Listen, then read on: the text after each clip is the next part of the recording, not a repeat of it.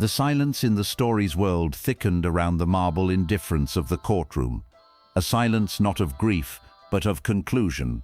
There were no tears, no outbursts, no flashbulbs catching a trembling hand reaching for the other. Just signatures, timestamps, and the quiet shuffle of legal pages sliding into manila folders. Nicole Kidman and Keith Urban's marriage didn't end with drama. It ended with precision. They had first met in January 2005 at the G-Day USA Gala in Los Angeles, a celebration of Australians thriving in Hollywood. She was the Oscar-winning actress draped in Dior, already a global symbol of poise. He was the country rock star with a soft smile and a storm behind his eyes. Nicole would later say she had an immediate crush on him. Keith, ever self-effacing, claimed he carried her number in his pocket for 4 months before daring to call. He wasn't in a healthy place, he said, afraid that a woman like her couldn't possibly see something in him. But he did call, and when he arrived at her apartment at 5 in the morning with gardias for her 38th birthday, Nicole said she knew he was the one. What followed looked like romance. The candlelit dinners, the weddings, the red carpets, the children. Yet beneath all of that shimmered something colder, an architecture. What the world thought was a love story, Candace Owens would later call a corporate merger dressed as devotion. Owens, the commentator who made a career of speaking where others wouldn't, narrated the ending with a kind of sharp, surgical detachment. "They're all pretending," she said. "Every smile, every quote, every anniversary post. It's choreography." And as the pieces came into focus, that cynical observation began to sound less like cruelty and more like precision. In June, the world scrolled past their anniversary posts, filtered photos, elegant captions, the practiced tone of gratitude. "Forever," Nicole wrote. "Always," Keith replied. The world swooned. Yet even as those words appeared, lawyers were already drafting the end.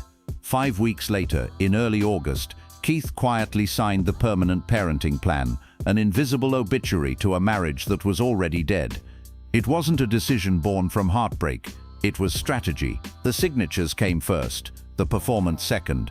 The show had to go on for just a little longer, until September when Nicole formally filed. By then, every asset had been partitioned, every clause rehearsed. This wasn't a marriage collapsing, it was a joint venture dissolving. Candace Owens' commentary, cold and calculated, put language to the unease fans had felt for years. "Look at the numbers," she said in one clip that circulated on social media. A 19-year marriage, 306 custody days for Nicole, 59 for Keith. That's not random, that's not heartbreak, that's a schedule. She wasn't wrong. The custody split, 83% to 17, read less like a family plan and more like a logistical chart. Nicole, the stable anchor, received near total custody of their daughters, Sunday Rose and Faith Margaret.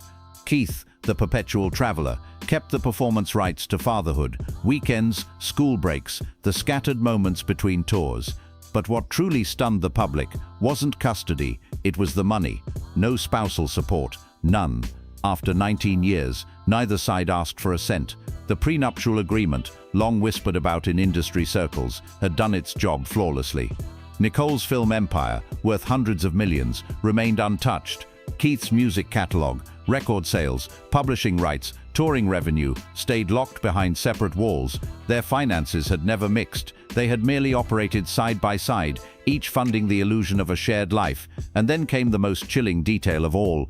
Keith Urban prepaid his entire child support obligation in one single lump sum. In business terms, it was genius. In human terms, it was brutal. It meant no future negotiations, no monthly reminders, no dependency, a clean severance. He paid, and he walked away. The contract was closed. It was the ultimate business move, the kind of gesture that said, "Let's never have to speak again." Fans tried to rationalize it. Maybe it was maturity, maybe it was respect.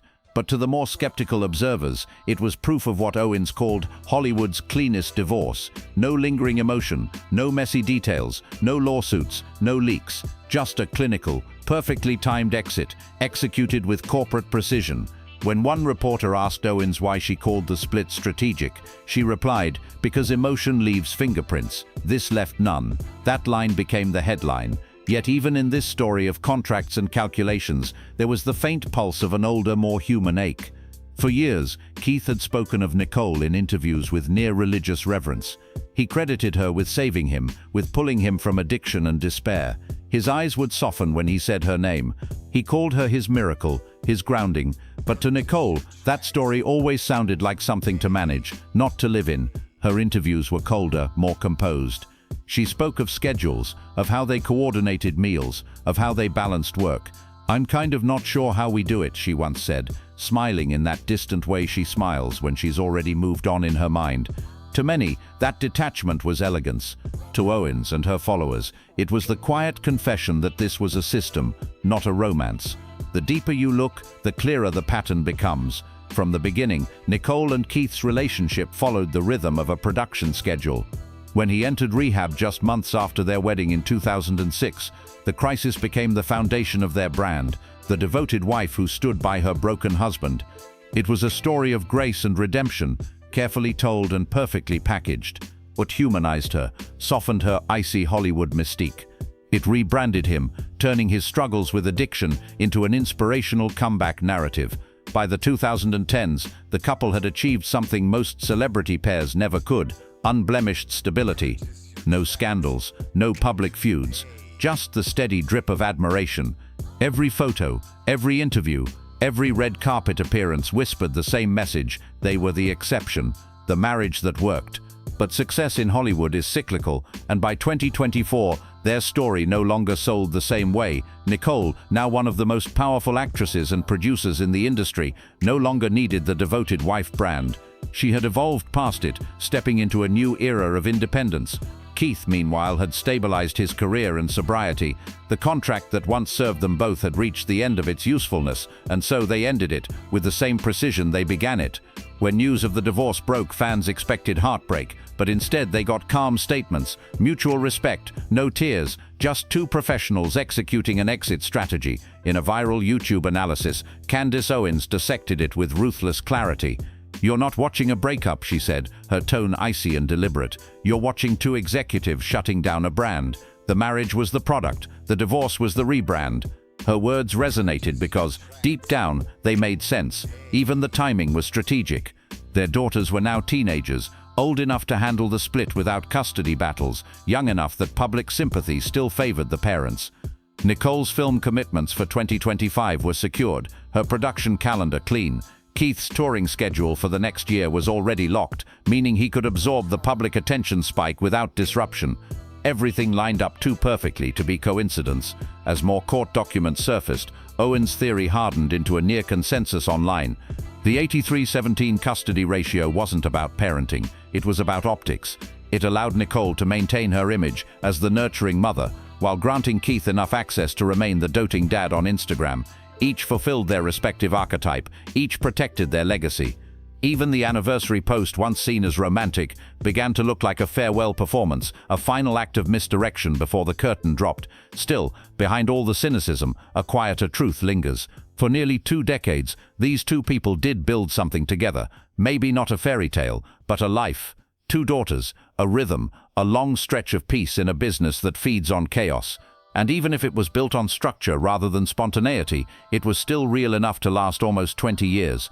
But as Owens said in one of her closing remarks during a YouTube segment that has now reached over 2 million views, love in Hollywood isn't measured by longevity, it's measured by efficiency. The most successful marriages here aren't the ones that last the longest, they're the ones that end without a mess.